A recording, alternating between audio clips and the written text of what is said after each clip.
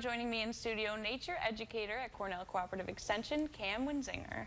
How are you doing? I'm doing good. How are you? Good, good. So tell me a little bit about the inspiration behind these nature walks. Okay, so we do a lot of different nature walks. The inspiration can vary a little bit. This one specifically came from an online graphic. It was an egg carton painted with different colors. Okay. And parents would go out with their kids and try to match colors with them.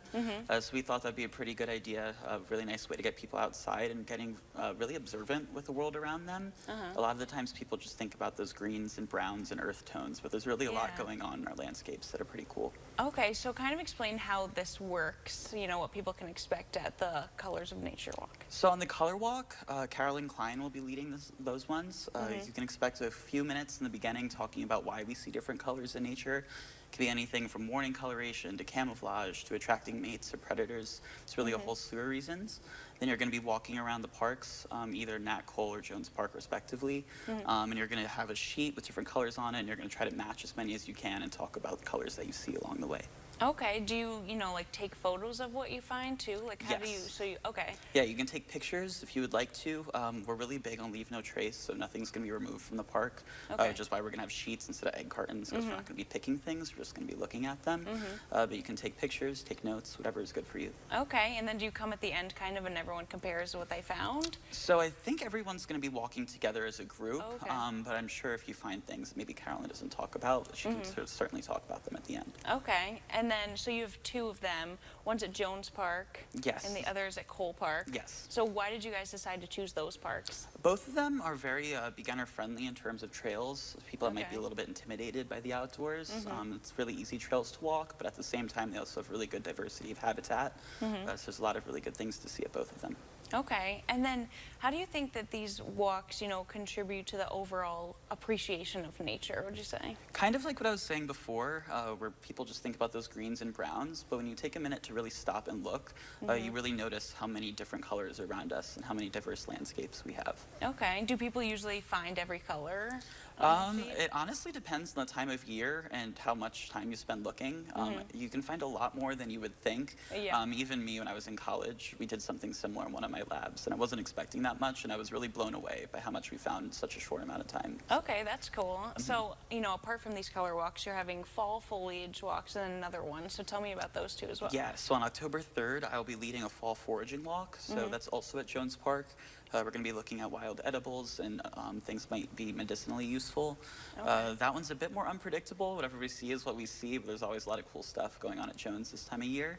And then on October 12th, Tom Tasbro will be leading a fall foliage walk, so that's going to be focusing more on the transition of the seasons and the colors that you see associated with that. Okay. Can we go back to what you said on your walk? Did you say the edible things? Yeah, so some of the programs that I teach at CC are foraging programs. So we go out and we look for things like edible mushrooms and plants, or things that could be used for medical purposes, or skincare, things like that. It can be a really intimidating thing to get involved in. It's one of my favorite hobbies to do, so I'm very lucky to be able to teach other people how to do it. Okay, yeah, what's the most rewarding thing, would you say, holding these, and how long have you been doing this also? So I've been working for CC for about a year and a half now, and I really love working for and with the community that I live in. It's probably my favorite part about working there, and seeing those little aha moments and getting people curious about the natural world around them is really awesome and exciting to me. Okay, no, that's awesome.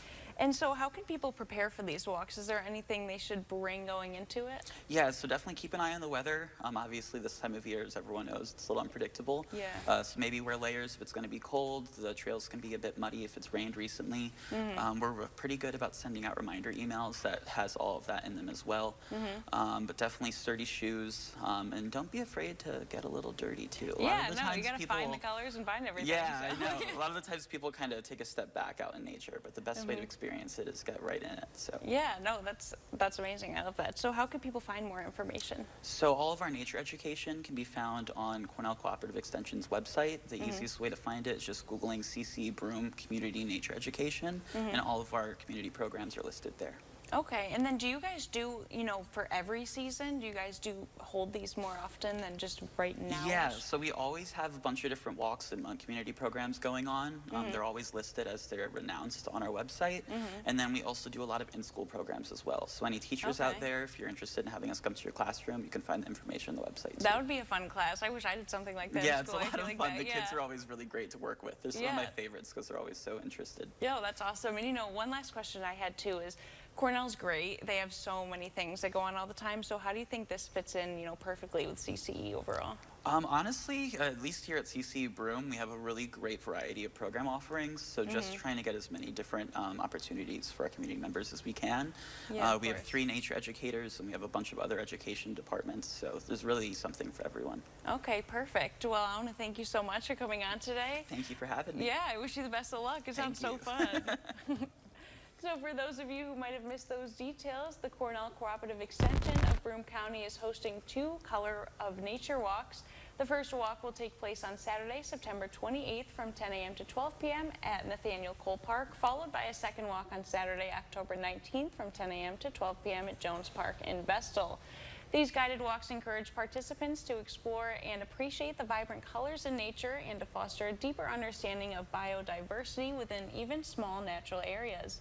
For more information or to register, please scan the QR code on your screen now or visit ccebroomcounty.com/events.